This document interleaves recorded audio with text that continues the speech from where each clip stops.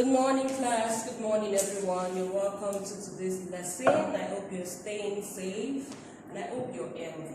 Okay, so today we'll be talking about gas exchange in humans. This is biology class, grade 9. Grade 9. Okay, so we're going to be talking about gas exchange in humans. So first, let's do the introduction. What do you know about gas exchange? What does gas exchange mean to you? You know, exchange means like you're taking something in and you're giving something in return. Okay, so that's exchange. So when we talk about gas, we're talking about oxygen and carbon dioxide. Okay, oxygen goes in and carbon dioxide goes out. So that is the gas exchange that we're talking about. So for this to happen, we need a system. Okay, so this is the gas exchange system, or the respiratory system, like some would call it. For this class, we would say this is the gas exchange system. Alright, so we have different parts in the gas exchange system. We have different organs in the gas exchange system. We have the trachea, we have the alveoli, we have the ribs. The ribs is more like the bone that protects the lungs, okay? So we have the bronchus, we have the lung, we have the diaphragm, okay? And we have muscles. We have intercostal muscles. These are muscles in between, like the rib, that controls how your, when you breathe in and breathe out, it controls how the ribs expand and relax. Okay, we have the bronchioles, we have the alveoli, and we have the trachea. So, let's go to today's lesson and see what we have. So, the gas exchange surfaces. Okay, the surface where gas exchange occurs in an organisms are very different. Okay? Different organisms have different mechanisms for getting the gases to the gas exchange surface. Okay? So, this mechanism depends on size and where they live. For example, the gas exchange surface in the fish is different from the gas exchange surface in humans. Okay? It depends on the size and where they live. Okay, the adaptation, all right? But all gas exchange surfaces have features in common. There are things that all of these gas exchange surfaces must have, okay? The one in insects, the one in fish, the one in humans, they have common features, okay? We are going to look at the features very shortly, okay? So, but we need to note that the alveolus is a gas exchange surface in humans. This is a diagram of the alveolus. If you can see this diagram, you will see the red and the blue arrow. The blue arrow is going out, the red arrow is coming in. So if you look at this diagram closely, into the cells, we have oxygen going into the red blood cells, and we have CO2 going out. Okay? So the CO2 is more like the waste. So this is a gas exchange surface in human, the alveolus. This is the surface. Alright, for gas exchange, where we have CO2 going out and we have oxygen going in. Alright, this is the air sac, this is the airflow in and out. So let's look at the features of gas exchange surface in animals. What are the things that this surface must have? That's what we mean by features. Okay? Number one, the features of gas exchange surface in animals. We said alveolus is the gas exchange surface in animals or in humans. Okay, we said that the wall of the alveolus is thin, okay? A single layer of cells, and it allows gases to diffuse across them quickly. Because it's a surface for gas exchange, so it has to be thin. So gases can go in and go out quickly. Alright?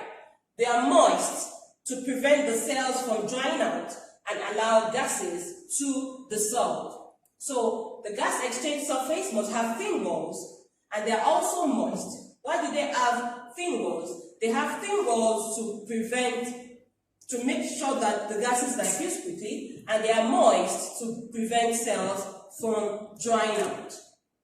So let's look at the structures in the gas exchange system.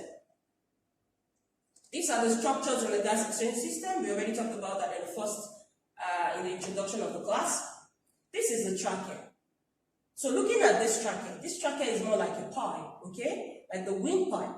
So where do you think this will be connected to? The nose and the mouth, of course. Because gases comes in and goes out through the nose and the mouth. All right?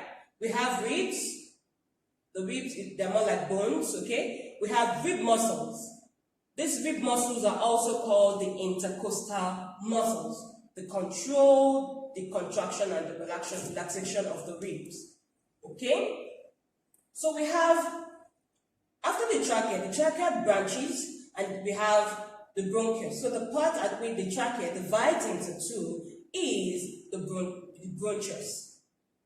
Okay? And the bronchus, we also have another part. Then the bronchus then further divides into the bronchiole. So more or less, the bronchiole are smaller parts of the bronchus. Bronchus. Okay? The bronchus, when the trachea branches into two, we have the bronchus. When the bronchus further divides into smaller parts, then we have the bronchiole. Okay? And we have the alveoli.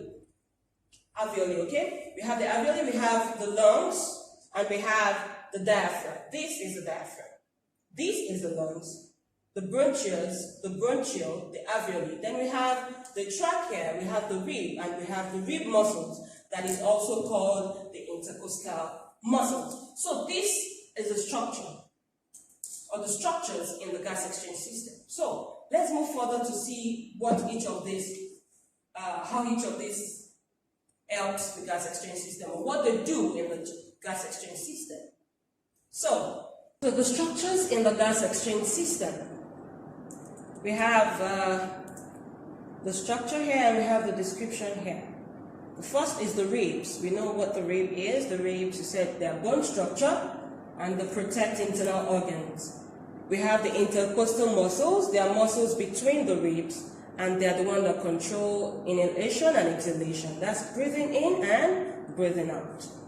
The diaphragm also allows inhalation and exhalation. Okay?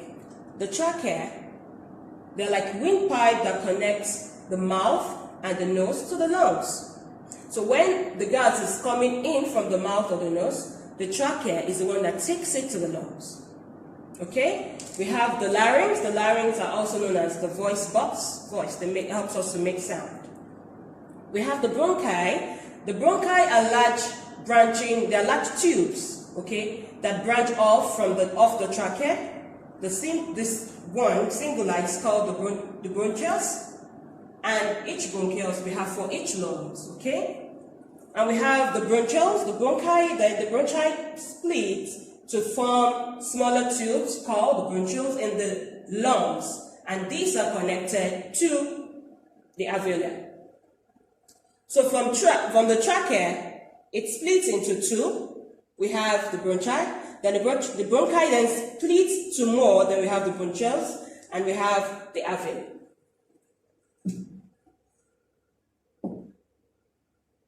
So, we have something called the cilia and the mucus.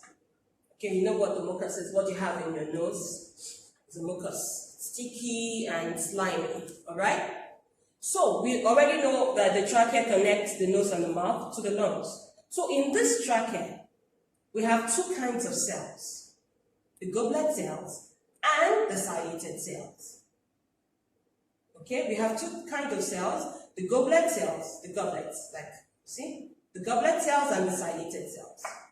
The goblet cells make sticky, slimy mucus. So, the mucus is made in the goblet cells, the mucus that you have in your nose, okay, and sometimes in your throat, because it goes through your throat. The mucus traps particles, pathogens like bacteria or viruses, all right, and dust, and prevents them from getting into the lungs and damaging the cells there. So, this is why we need to have the mucus, or this is what the mucus does. If you breathe in, and there are particles or there are pathogens like bacteria or viruses and even dust, the mucus will prevent them from getting into the lungs and damaging the cells you have in the lungs. All right? We have the dilated cells. The dilated cells have tiny microscopic hair. This means you cannot see it with your physical eyes. You can only see it with a microscope. They're very small. And this hair, hair on them are called cilia. Okay? What does the cilia do? Why do we have the cilia? You see? The dilated cells. And this one that looks straight like are called the cilia. The cilia beat in unison, okay, together, and they sweep the mucus upward towards the back of the throat, where it can be removed. So, one question from this. Which cell produces mucus? The goblet cell. Which cell produces the cilia? The dilated cell. Okay? What does the cilia do? They help to sweep the mucus to the back of the throat. What does the mucus do? They help to trap pathogens and dust, okay? And they prevent them from getting into the lungs. So